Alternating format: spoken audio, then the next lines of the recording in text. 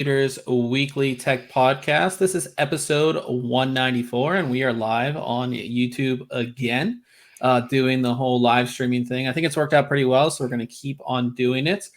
This episode, as always, is brought to you by Amazon. If you go to thinkcomputers.org/Amazon and happen to purchase something that helps us, gives us a little kickback and helps the podcast keep on going. With me this week, I have a new co-host. It is Ryan. What's up, Ryan? Not much. New live co-host, anyways. Yeah, I've been on a few times. Yeah, you have been on a few times, but Sure. This is your first time being live, and Yeah. It's pretty interesting. Like I said, I like the whole live streaming thing. It just brings it's a whole different dynamic, and it's a lot of fun, I think. So yeah, no, I really enjoy the format quite a bit. Yeah, it makes things much easier, and it makes things more visual for us, which I think is a good thing. It just allows us to show you more. So we will start out with our reviews this week, and I took a look at this product right here, which is AMD's Ryzen 5 3400G. This is an APU, which means it has CPU and graphics all on one chip. So essentially, you don't need a graphics card. And AMD has had APUs for quite a long time. And they were just, and Intel has had integrated graphics for a long time too, but I've used them in the past, and it's always been something where I'm like, this is no, like it just never worked. It never worked for me. It was never something that made it worth it, or even was like, this is something that I could potentially use until I save up for a graphics card. It was never to that point, I don't think. Yeah, I mean, outside of some real basic like Flash games, browser games, watching some HD YouTube, I know a little bit back in the day, like when I'm thinking League of Legends, when it first came out, I know we'd play it at work on integrated graphics, and it'd be okay, but you had to lower things down quite a bit, turn all the effects off, and yeah, they just have really not been there. And I think you found that was a little different with this CPU, right? Yeah. So while this is a Ryzen, it's a 3400, so it's a 3000 series product. It's actually a second gen Ryzen chip in here. So it's 12 nanometer. It's not 7 nanometer like all the other new Ryzen chips, but it's Zen plus Vega graphics. So it's not the new Navi graphics either. So you have Vega 11 graphics in here, plus the Zen Plus CPU. And in my testing, it's a great chip. Like it really is. 1080p. The biggest thing for me, I wasn't so much focused on the CPU side. Well, we will talk about that. The integrated graphics was the big thing. So I was like, can I actually play video games with it? Like that was a big thing. And can it be usable? Because again, in the past, it was never usable. So my biggest thing was seeing if it was usable. And I played a ton of like the most popular esports titles: Fortnite, Apex Legends, Dota 2. What else did I play? I played a lot of different stuff. Yeah, quite a few games on your list, really. Yeah. I played a lot of games, and the big thing for me was it wasn't playable. Like, obviously, like I captured frame rates and stuff like that. As you can see here, but the thing that really stood out was like, can I actually play it?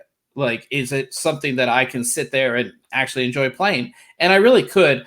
If you look at 1080p here, on our lowest, like Apex Legends, which is a very new game, right around 40 FPS at 1080p, that's still very playable. I would say 40 to 60 is very playable. As you get over 60, it's even more enjoyable. But I was playing Apex Legends. I was getting kills. I actually won a game playing on the APU, which was kind of fun.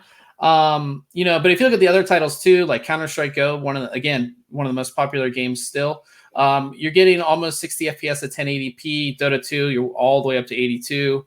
Fortnite 63, Rocket League 53. And we had to turn some of the settings down, but it was still very, very playable. And I think that's the big thing here. If you go down to 720p, which again, if you're looking to, save money and buy a lower end product like this, you might not even have a 1080p monitor. So if you're looking at 720p, you're over 70 FPS in all of the titles, and it's super playable. I think this is just a great product. For one, for me, it screams family PC, like it really does. We've all done it. We've all built a family PC for a relative. At least I have multiple times. And CPU plus buying even a cheap graphics card, like this is the way to go. I think it's so much easier. And with this, you could really put together a decent system, B450 motherboard, DDR4, a cheap SSD.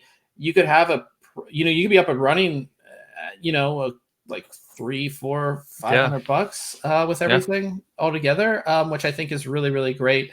On the CPU side of things, it's still a good processor as well. It's going to handle pretty much everything you throw at it that most normal average people would. That's like a ton of Chrome tabs, light video and photo editing, things like that. You're not going to have a problem with the CPU either.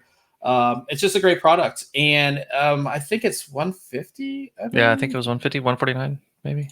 What I was really impressed with was the power consumption, especially, your idle and load. Idle was like 2 watts and load was almost 15. That makes me want to like consider this for, a possible upcoming build for a bit of a home server NAS type box, or something similar that can run Plex and then transcode some videos, right? That's low power. That's the thing too. So beyond gaming, the Vega 11 graphics will do all of your, HD, like you said, HD YouTube stuff. It will do all that stuff that you would need a dedicated graphics card to do. So again, home theater PC, things like that is great. But yeah, if you look at the power consumption, I mean, compared to more mainstream processors, 2 watts during idle, 14.8 during load. I mean, that's pretty impressive. Yeah. And I mean, the temperatures kind of go along with that. Not so much of a drastic difference, but definitely on the lower side of your graphs as well. Yeah. So it's like I said, it's $144.99 right now. I think that again, family PC, home theater PC, something where you're not playing AAA titles at over 1080p, and you obviously, it's just something that you could put together a computer. Very low cost, works out really well. Again, the power consumption is just a really great product. The only thing that we're waiting for is we're waiting for the Zen 2 architecture, and we're waiting for Navi graphics in an APU, which hopefully will be coming soon. And you'll see with that, you'll see better CPU performance, and you'll see better, GPU performance when that comes. So hopefully that will be coming soon. Sure. Like I said, it changed my mind, because that was the biggest thing, is like when they sent me this, I was like, yeah, really? I was just like, because in the past I have reviewed products and I've had used products with integrated graphics, and they were never that great. They just were not. Like, it's just, so it really changed my mind, and it made me, recommend this. Like, I would recommend it. Sure. Does it feel weird doing the build and not putting a graphics card into the build, and like hooking up your HDMI to the motherboard? It was a little odd at the time. You know what I mean? But yeah, it's like I said, it just worked out. Like I said, it was weird not putting a graphics card in there, but it just, like I said, it just worked. Like I said, you just plug it in, it works, and you're good to go. I mean, I was very impressed, and it just changed my mind. And that's kind of the whole thing with my review was it changed my mind on APUs. And I think that going forward, as we get into, again, hopefully we will see a 7-nanometer product with Zen 2 architecture and Navi graphics, and that's going to make things go even further. Yep. So you took a look at a product. I wouldn't say it's as cool, but it's a cool product. You've been doing a lot of microphone reviews, and you took a look at the Samsung. I always say Samsung G-Track Pro. So tell us a little bit about this microphone, and maybe how it's different from some of the other microphones that you reviewed, and everything like that. Sure. So the Samson G-Track Pro here. It's kind of unique. When you first look at it, you're like, okay, it's a microphone. It looks like it has some volume and gain dials, USB connectivity, things like that. But it's actually kind of 3 products in one. You have your microphone. It is comes with 3 polar patterns. So you have your what they call or label figure 8, which really is kind of your bidirectional. Then you have a cardioid pattern and an omnidirectional pattern, 360 degrees. So you have your microphone there, and you have the option to kind of, well, I'll get into that in a second. You also have some audio interfaces on the back. So you have your monitoring jack here for your headphones, and then you have a 1/4-inch input, like for a guitar or some sort of instrument, and that allows you to kind of mix the audio signals. And there's a switch on the front of the microphone as well on the body for mono and 2-track up at the top here. So that allows you to kind of either record audio from, singing, whatever the case may be, and your instrument or audio device in a single track on mono, or you can split it off so that there's separate audio tracks on 2-track for later mixing and editing, things like that. And then there's also your your gain for your microphone, for your instrument, and then also volume control for the no latency monitoring of the audio going into the microphone. So that way you can kind of hear with headphones what's actually going through the microphone. It's got USB connectivity, so super easy to plug and play. No drivers required. It's a simple plug in, and you're off to the races. I really found the audio quality to be really nice. Definitely a step up over headset microphones. Your audio quality, it's going to get the bass a lot better. Just better tone. A lot warmer sounds. A lot of times the microphones you get on a headset are kind of tinny, and you can just tell a difference, an immediate difference between a studio microphone or a dedicated microphone as compared to a headset. So it's also really robust. I mean, this thing weighs, I think, almost 4 pounds with the bass. Oh, wow. Yeah. It's solid. It's a cast zinc, die-cast zinc body. It has a really solid base as well. Offers some tilting for you. So depending on how you're using it, you can kind of angle it to your needs. It's a really hefty base with a nice foam bottom to keep it in place. The one thing I don't like is that it's not compatible with standard microphone arms. So while the microphone can come out of the kind of cradle stand itself, you have to use their specific shock mount to mount it onto a microphone arm. So if I wanted to use this microphone on this arm right here, I would have to buy their shock mount and then mount it there. So it's an extra $30 for that piece. Nothing too crazy, but some of the disadvantages of this style of microphone is it's on my desk, so it's in one spot. If I'm like a streamer or something and I have it behind my keyboard to keep it out of the way, I'm going to pick up some of that sound from my keyboard and my mouse. Yeah. If I put it in front of my keyboard and mouse to kind of reduce some of that, well, now it's in the way of my keyboard and makes it harder to game. So other than that, though, I think it's a really decent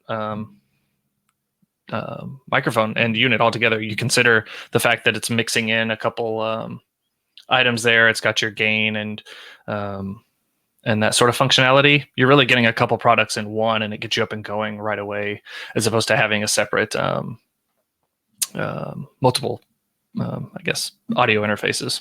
Yeah, so like for me, I have this mic. It's an XLR mic that I plug into an audio interface. I had to buy the mic, and there was just a mic, and then I had to buy the mic stand.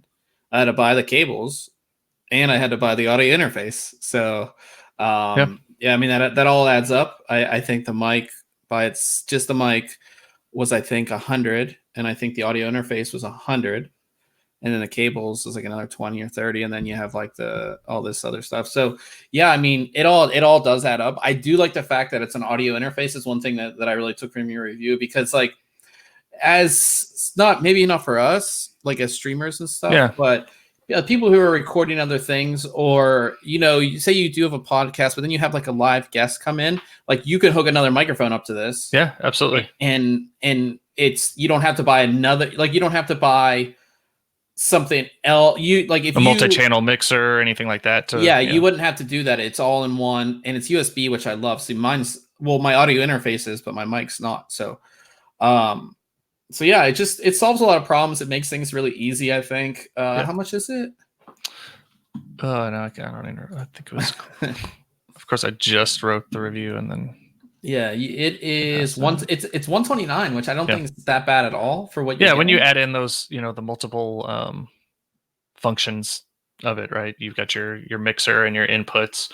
And like you said, I think it'd be great for someone that maybe you hook up like your acoustic guitar or something to it, and you just get that clean signal from the Yeah. guitar into whatever, software you're recording via the microphone, and you can make some real quick adjustments on the microphone and have the ability to split those audio tracks out. So if you're singing along with it, you can have it on the 2-track setting, and now you've got 2-track audio tracks right there, so you can split them out and edit them independently, which is pretty cool. Yeah, I think like maybe somebody who's a musician or something like that, or like I said, for interviews, I think it'd be great. And for 129 bucks, that's really not expensive No. for what you're getting in the product. So, yeah, so definitely check out Ryan's review. One thing I didn't mention, as what I should, is you guys can go ahead and follow along with us. We have our show notes that are already live on the website. So we have that in the description, so you guys can go ahead and check that out. But that will bring us to Casemod Friday, which is every Friday. We, of course, feature a Casemodder build. And this week we have one that is from 2016. But I had to feature it because I never saw it before.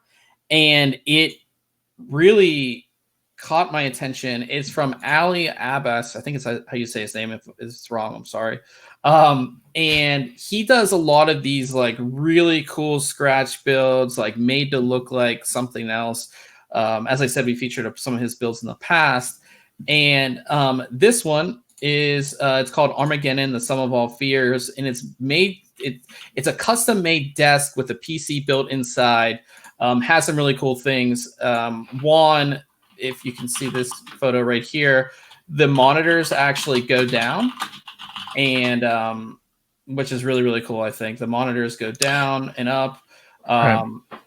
All that kind of cool stuff. The keyboard comes up. I wish we had a video of it because we don't, but just the craftsmanship of like the desk, like imagine this being your desk. Like how cool would that be? You don't like while I appreciate like the custom work and like the effort, there's no way I could do any of this. These builds aren't my favorite usually. But it's cool, just not my style. Yeah. But yeah, I can't even imagine like the amount of time it would have taken to build this.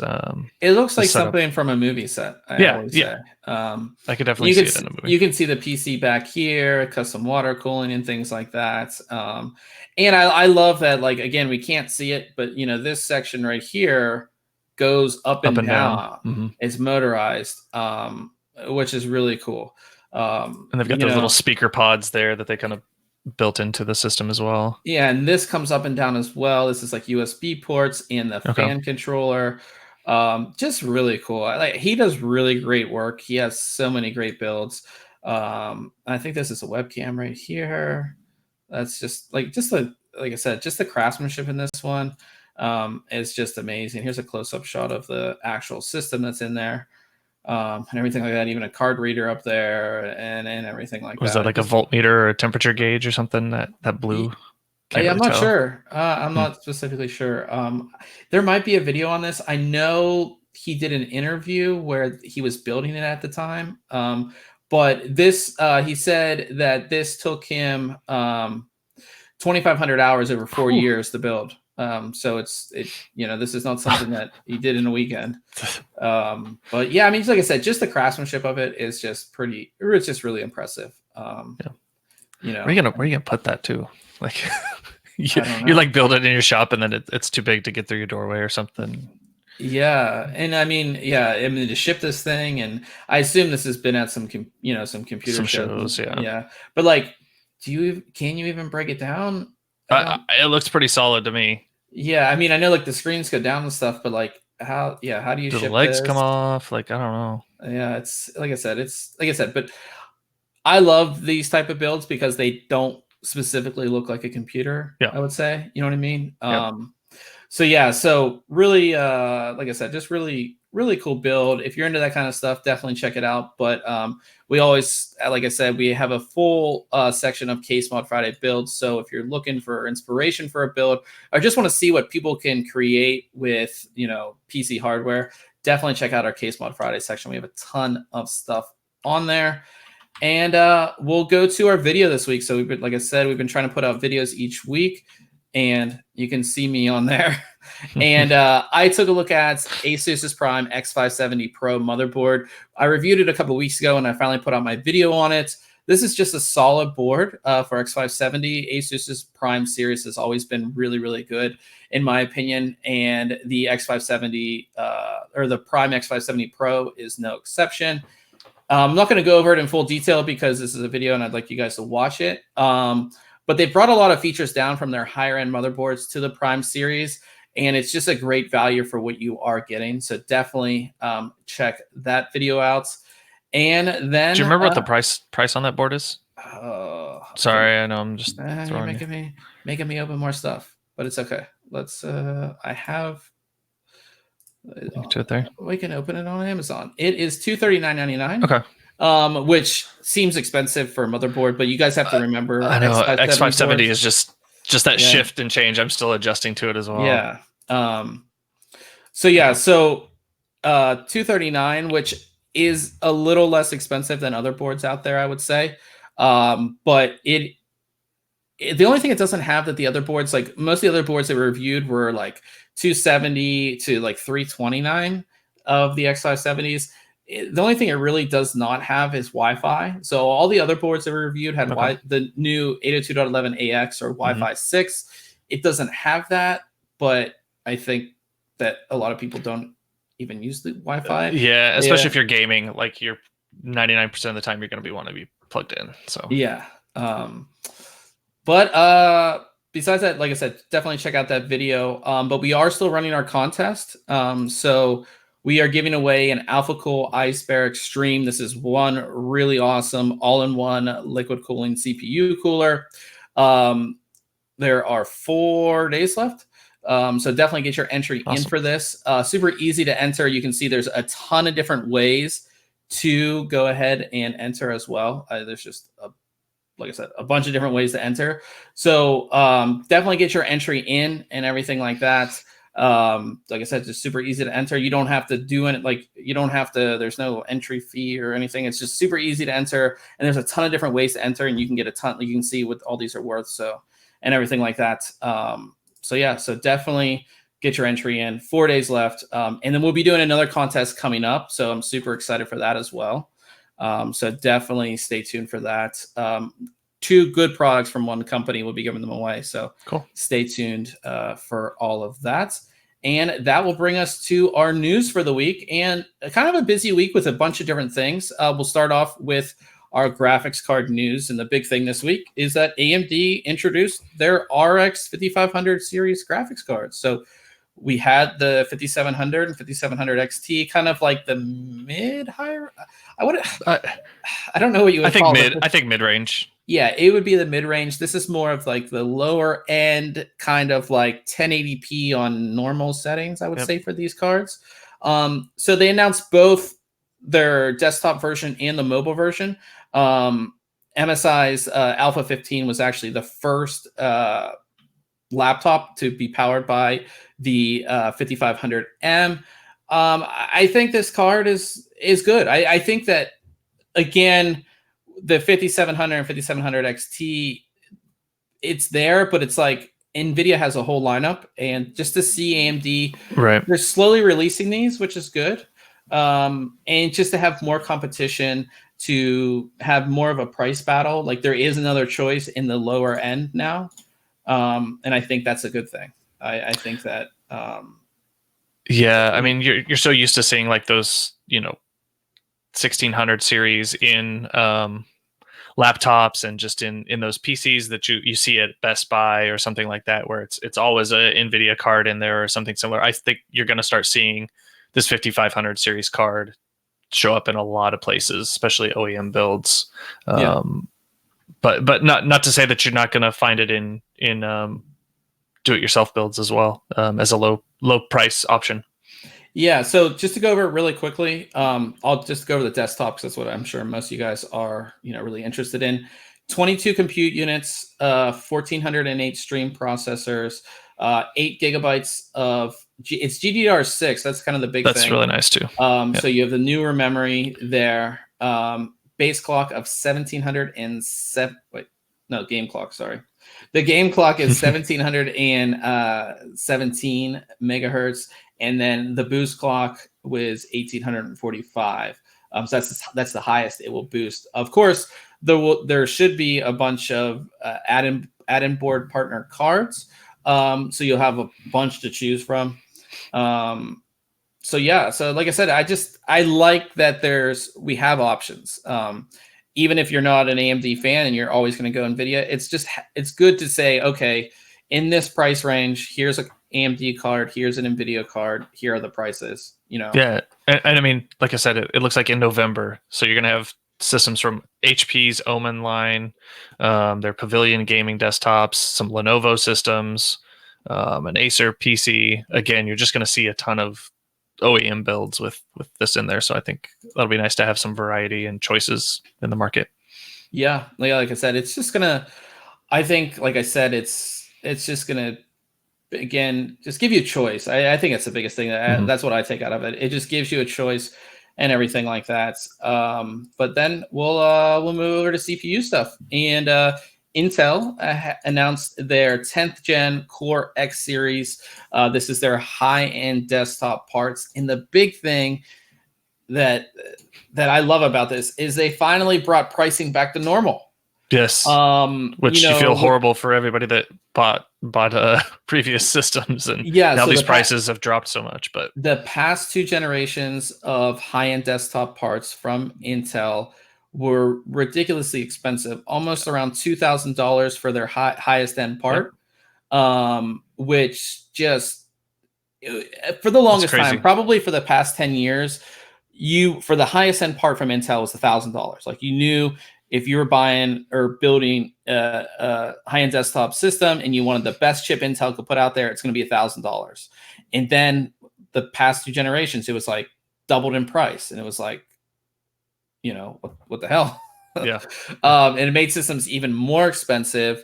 But now, if you look at it, their highest end part, which is the Core i9 1090, or geez, I hate these. I know, it's such a mess.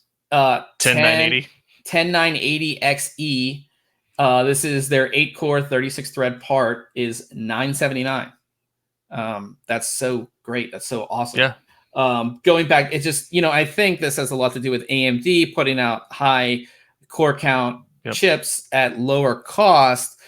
This brings it back to normal. The next part down is the 10940X for $784, and then you have the 10920X at $689, and then the 10900X at $590. And you can see all the specs for each one. Starting at 10 cores and going up to 18, nothing higher than that. I don't think we're going to see that until we get the process node down. What do you think of that TDP? 165 watts? Yeah, that's pretty normal. That's up there. You think so? That's normal for a high-end desktop. I think Threadrippers are 165 as well. I could be wrong. Yeah. But, so like I said, the biggest takeaway I see from this is just lower prices. It makes it more affordable to go high-end desktop too. I know a lot of people who back in the day, they were always, like our mainstream parts, like our i9 9900K and things like that. They were considering going to high-end desktop, and then when Intel made that just leap in price, they stuck to the mainstream. But now a lot more people are going to be able to go the high-end desktop route if they want to, just because it's basically half the price. Yeah. And all that. A little more viable option now. Yeah, for sure. Just a lot, like I said, just saves you money. And again, I feel bad for the people who last generation spent $2,000 on a part you're getting a better part for half the price. Yep. Yeah. Some buyer's remorse there for sure. Yeah, it's just a little odd. But hopefully they keep the pricing the same, and and it just, like I said, it stays the same. So that brings us to AMD, and they quietly really announced 2 products. One we talked about last week. It's the AMD Ryzen 9 3900, and they also released a Ryzen 5 3500X. The Ryzen 9 3900 is a really great part, in my opinion. 12 core, 24 thread, base clock of 3.1 gigahertz and boosts up to 4.3 gigahertz. It's a little bit stepped down as far as clocks from the 3900X, but it only has a TDP of 65 watts. Yeah. Compared to 40 watts less. Yeah, 40 watts less. This is such a good part, I think, for so many people who want, good core counts and everything like that. They're not going to overclock. They just want to plug it in and use it. Yep. And not mess with anything else. I think that's great. But the sad thing is I'm almost 100% positive that this is OEM only. So you'll see this in, maybe gaming centric builds from OEMs, or more like business type builds, workstations, workstation, things like that, which is kind of sad because I do think that this is a really great part for a lot of people. I've got a 1800X, and that X with your additional overclocking capabilities, I'm just a person that buys that X part and then never overclocks it. So I'm just one of those. So this is like a great part for people like me. Yeah. So they have that part. No word on pricing on that either. But the Ryzen 5 3500X is basically, like I said, a big brother to the Ryzen 5 3500. 6-core, 12-thread. It does feature AMD's SMT technology, and it's clocked at 3.6 gigahertz for base, and it will boost to 4.1 gigahertz, which is only 100 megahertz difference from the 3600, which is out there as well. So, but again, OEM, so we're not going to get it anyways, which is kind of crappy. It's going to be priced around $189, but we won't be able to get it. I really wish that they would just make these parts available to everybody. It would just make things better, I think. So kind of like it's a lot of SKUs, though. I mean, you think about all the processors that are available out there. Maybe. Yeah, but I think especially that 3900, that's just really, I think that's such a great part for a lot of people. And it's just, you won't be able to get it unless you buy a pre-built, which not a lot of people want to do. So, also talking about processors and things like that, Threadripper 3 is coming up. I know a lot of people are excited about it. And supposedly, we heard rumors before that there's going to be 3 platforms or 3 chipsets. There'll be a TRX 40, a TRX 80, and a WRX 80. WRX like the car, I guess.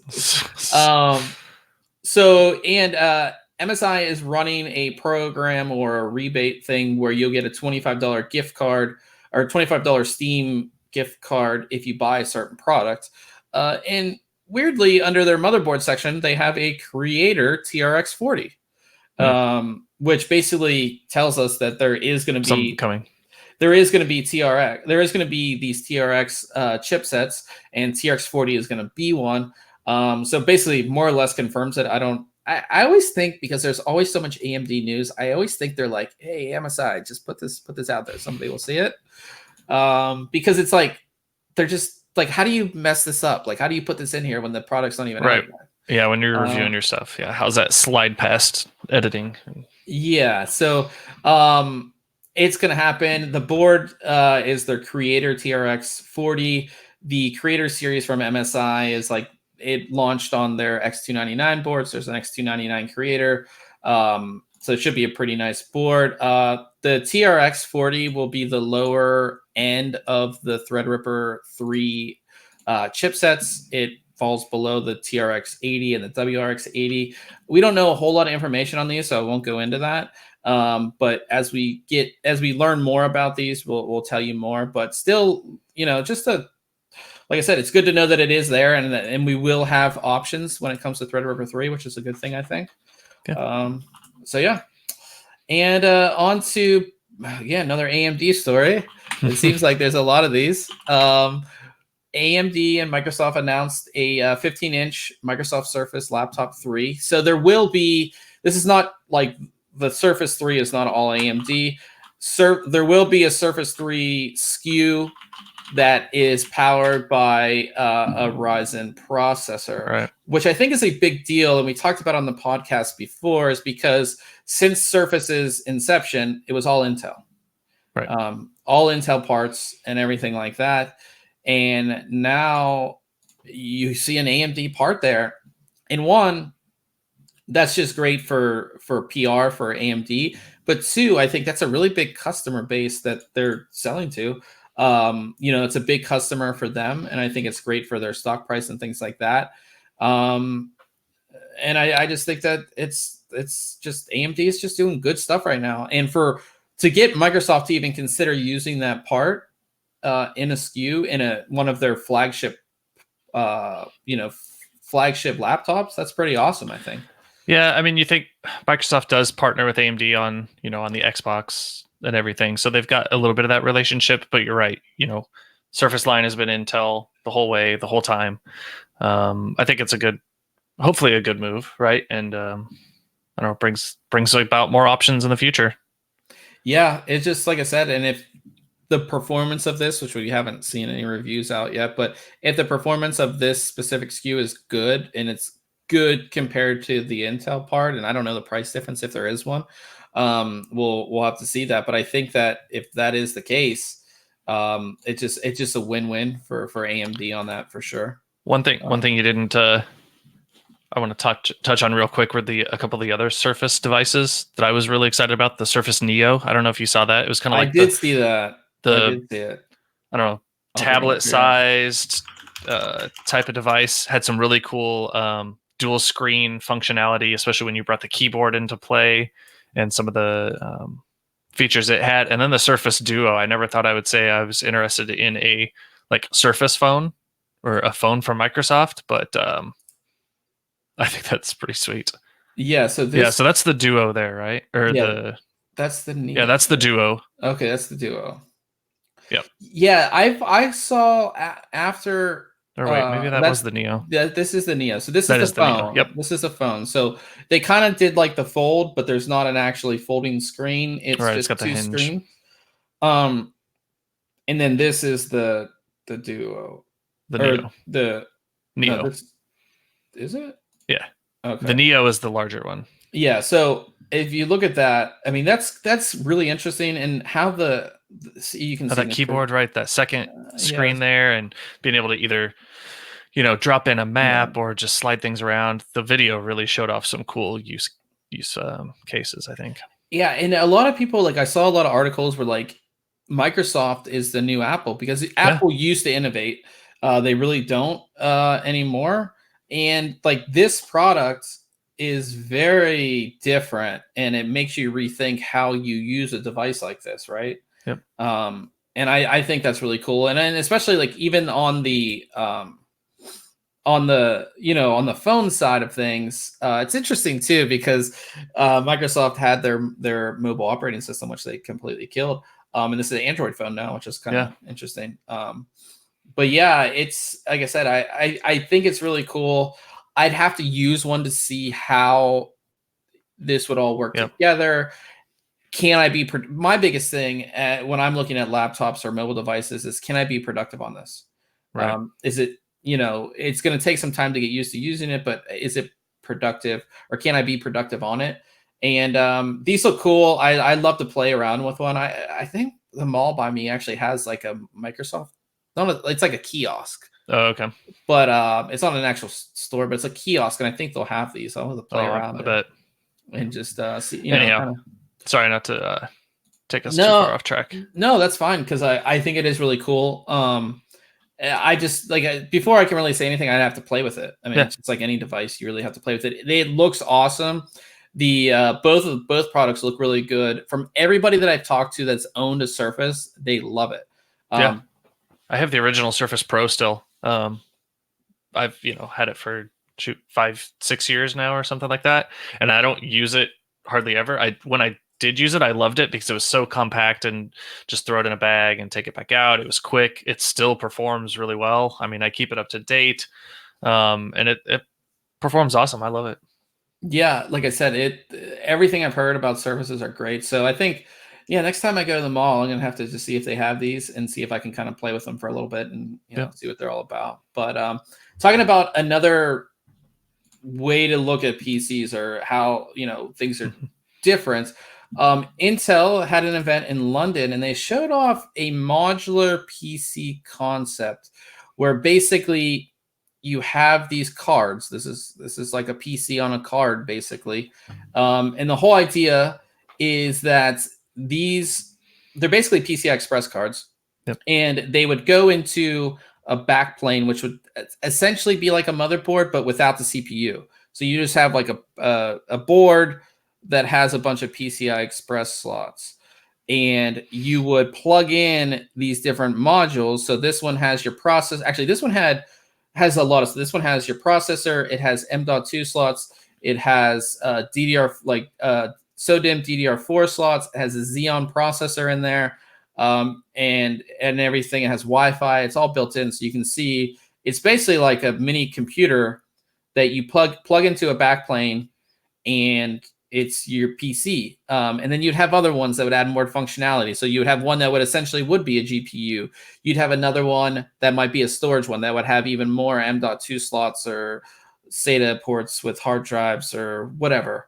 And the whole idea behind this concept is that it's easier. It would be easier to upgrade components. It would be easier to get new features because you could just plug them in, rather than having to buy a whole new motherboard and everything like that. Because essentially, if, obviously we're moving to PCI Express 4.0, when that happens, that technology is going to be there for multiple generations. It's not going to change necessarily over a long time. So if you need to upgrade your CPU, you just take out one of these cards and put a new CPU in. If you need to upgrade something else and add new features, you want to add, say like Wi-Fi 6, it's a newer technology. You just get one of these cards and plug it in and you're good to go. You don't need to do anything else. Because for us on the desktop side, if we want Wi-Fi 6, we have to buy a brand new motherboard that has it. We can't, I guess you could with USB. Yeah, you could do that, but I guess their whole idea is just to make things easier. I see this more on like a supercomputer level than like a user level. Yeah, I'm having a tough time buying it. At first I was like, oh, this is cool. And then I thought, well, wait, like if I want to swap out components, I'm just going to swap my components. I don't know. I'm having a tough time buying into it, honestly. The only thing I could see this being a good thing for, like, if it is on the, like on our side, like the desktop user side, would be like for new features. Like with X570, we got these new features. Yeah. That weren't available on, going from like, especially like when we went from USB 2.0 to USB 3.0. Like getting those specific features is what I would want. But again, those new features only come around. They only come out so often, and you're gonna be ready to update your whole system anyways. So so I can see this on like a supercomputer side where you have a massive backplane with like 30 slots where you slot in 30 Xeons to do a task. Yeah. I don't see this on a desktop user side. I don't know. Maybe they've got some great idea and we just haven't figured it out yet. Yeah. I'm not sold on it though. This would make the PC smaller, but again, then you run into heat with this too. This is done by the same team that does the Intel NUCs, which I think are great products. So what this again, this is all prototype. Even the name, the Element, the Elements, Intel Element, that's still up for debate. This is all prototype. I like that Intel's rethinking the desktop, maybe.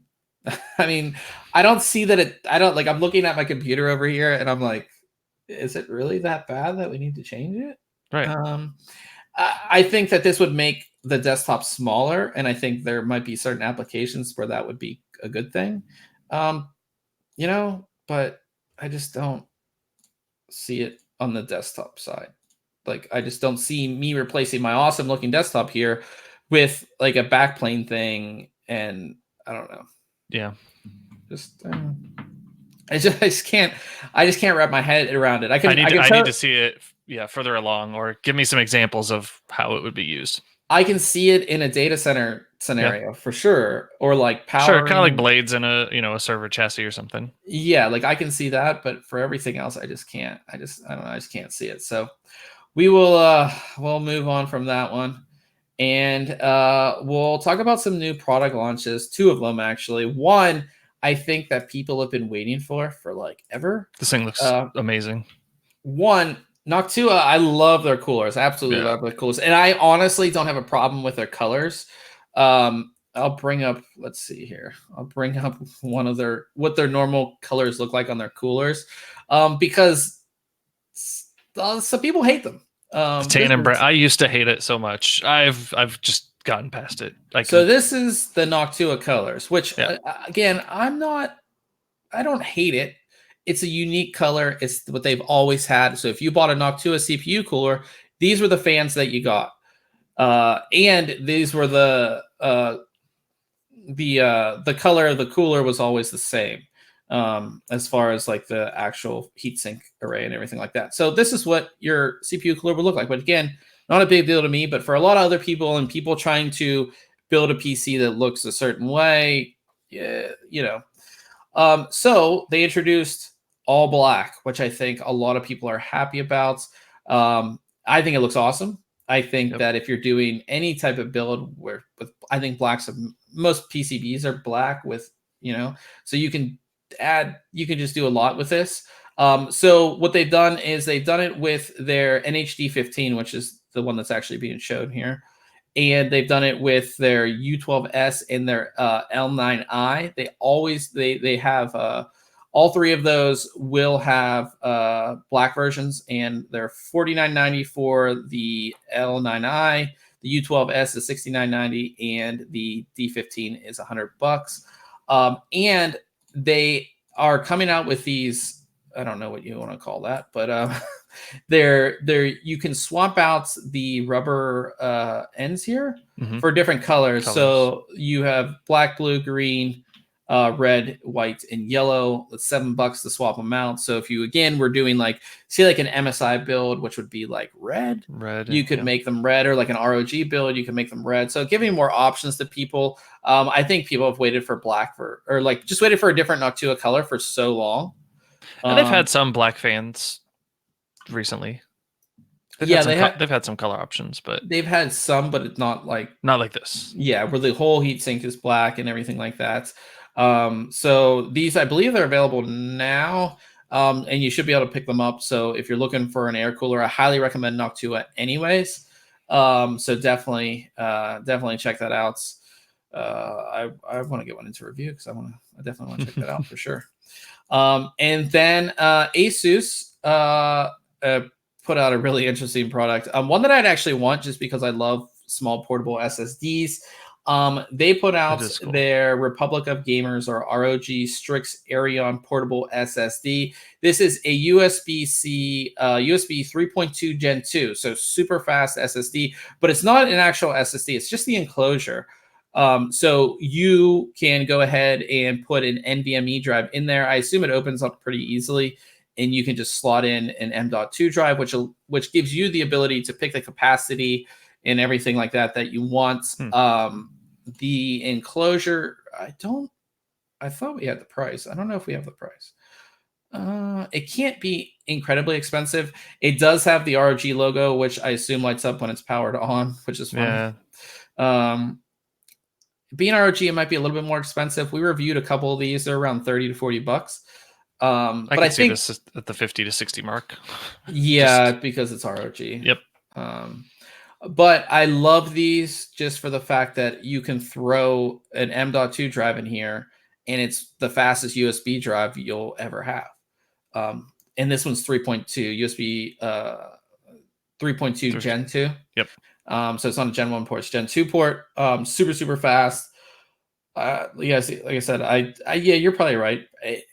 I don't think they'll put it up to 70, but I can see them with the lighting, just knowing how ROG stuff is previously priced. I think it'll have a premium, but yeah, it'll be pretty cool. Yeah, so definitely looking for this on Amazon. Like I said, hopefully it's not too expensive, and all of that. And gaming news. First thing, Red Dead Redemption 2 is finally coming to PC. This is one of the most popular titles for consoles this past year, I guess. A lot of people have been wanting Red Dead Redemption 1 to come to PC, and we haven't seen that. I kind of had an inkling that Rockstar was going to do something because they recently released their Rockstar Games launcher. So they have a launcher now. We have another launcher we have to download. So they announced that a few weeks ago, and then they just announced this. The game will be coming out on PC November 5th. Yeah, like I haven't played any. I haven't either. To me, it seems like it's Grand Theft Auto in the Wild Wild West. I like Obviously, that, that's though. not 100%. Yeah, I think it's a cool environment. I may check it out. I don't know. We'll see. I like the idea of that. I might check it out. But they also just this past week released the system requirements for the game, which aren't really anything crazy if you look at them. The minimum system specs as far as processor would be an i5 2500K or an FX 6300, 8 gigabytes of memory, and a GeForce a GTX 770 or Radeon R9 280, 3 gigabyte. So you don't need a whole lot. No. As far as minimum, but the big thing is it's 150 gigs. That's a lot of space for a game. Regardless, 50 to 60 gigs is like kind of normal, but it's a big open world. Yeah, 150 gigs is a lot. 150 gigs is a lot.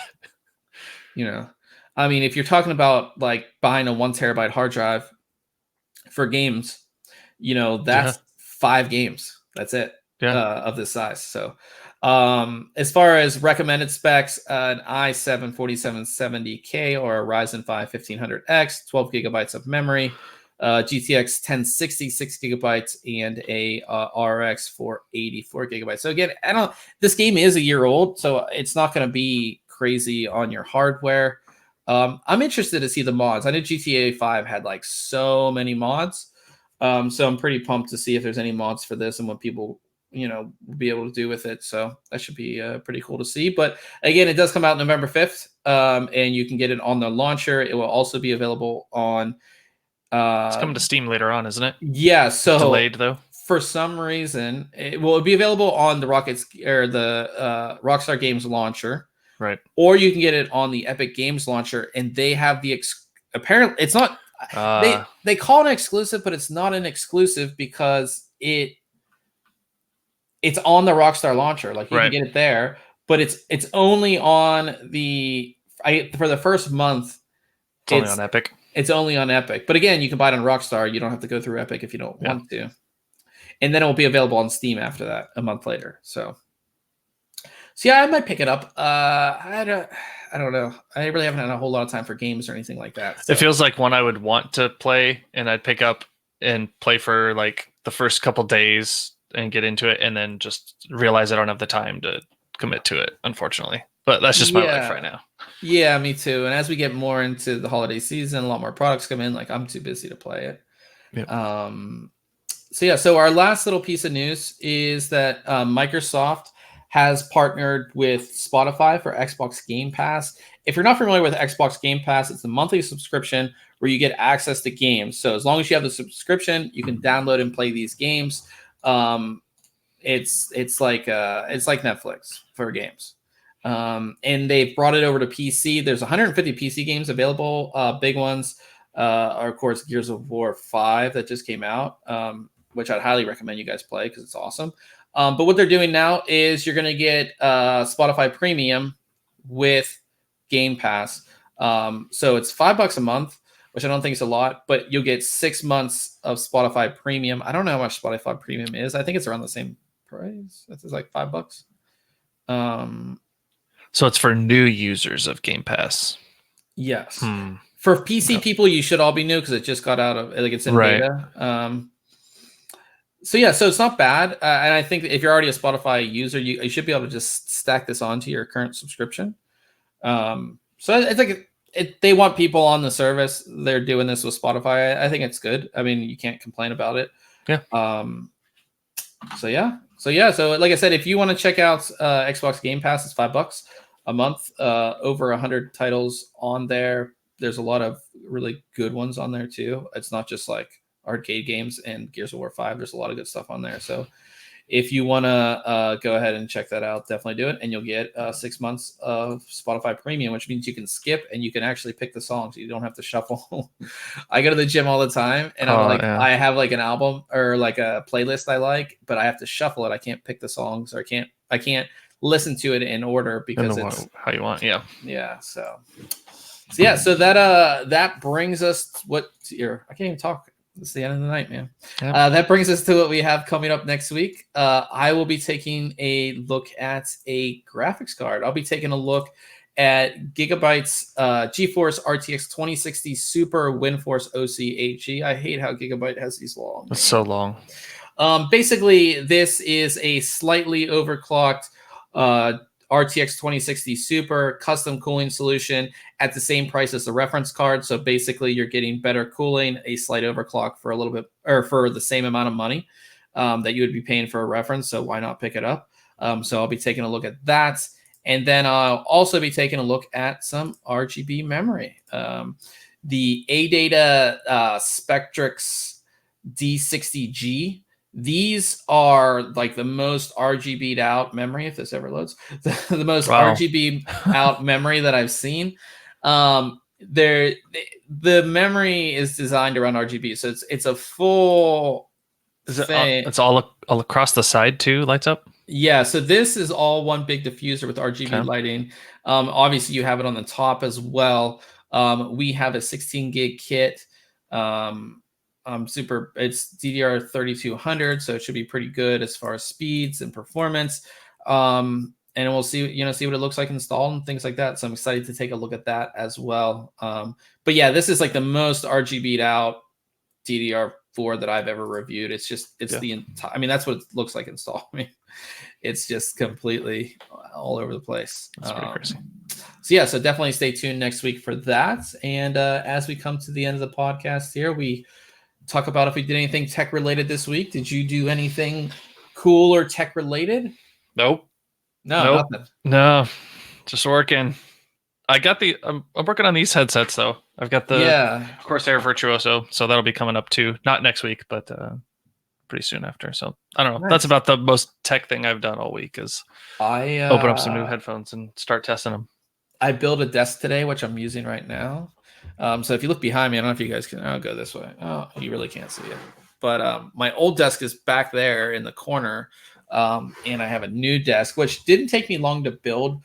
But the biggest thing with putting a new desk together and setting things up is like how I'm gonna wire everything, and like I just have wires all over the ground because like you want to do the cable routing right. You want to, so I spent all day doing all. Yeah, I saw that picture. You need to wire up get those cables organized. Yes. Yeah. I posted a picture on Facebook of what the setup looks like. And it's just, and I'm not like, I thought, so I went from like that bamboo type desk back there to an all white, and I like it, but I see everything on it. Like I'm looking down, there's just like, I see like everything. Yeah. If you get a scuff, or like I notice if I have like a case sitting on my white table and you scoot it too much and the rubber feet like leave a little mark or something. Oh yeah. I see everything on this desk. So I'm going to have to get used to that, but I do like it. It's wider. So before I had to have my tower on another shelf like thingy that I had. Mm-hmm. And now my tower is on the desk. It's all one.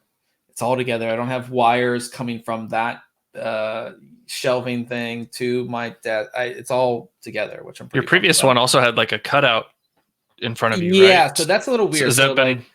So I've only been on here for a couple hours, but it is different because I'm further away from my monitor. So, my monitor in front of me here is a little bit further away, and I don't have the cutout. It doesn't bother me yet, but I'll have to see in the future how it's going to go. Okay.